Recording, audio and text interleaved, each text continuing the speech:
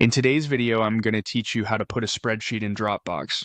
Dropbox is a simple way to store important files online, including spreadsheets such as Excel files or other saved sheet documents from your computer. Uploading a spreadsheet to Dropbox helps keep it backed up, easy to access, and available from different devices whenever you need it. To get started, open your web browser and go to the Dropbox website. Once the page loads, sign into your Dropbox account.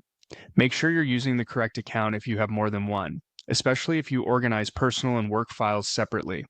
After logging in, you'll be taken to your Dropbox homepage where you can manage folders and upload files. From there, look for the Upload option. This is the tool you'll use to add your spreadsheet from your computer into your Dropbox storage. Click Upload and then choose Files when that option appears.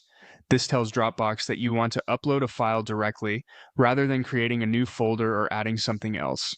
Next, a file browser window will open on your computer. Use this window to navigate to the location where your spreadsheet is saved. Take a moment to confirm that you've selected the correct file, especially if you have multiple versions with similar names. This can help you avoid uploading the wrong document by mistake. Once you find the spreadsheet you want, click on it to select it, and then click Open. Dropbox will begin uploading the file.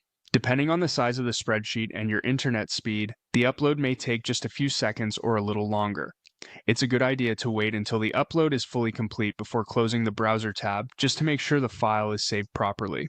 After the upload finishes, your spreadsheet will appear in your Dropbox account. At that point, it's stored online and can be accessed later from the Dropbox website or any device where you're signed in. If you plan to use Dropbox often, keeping your files organized in folders can make them much easier to find. That's all it takes to put a spreadsheet in Dropbox using the Dropbox website. It's a quick process, and once you've done it once, it becomes very easy to repeat whenever you need to upload another file.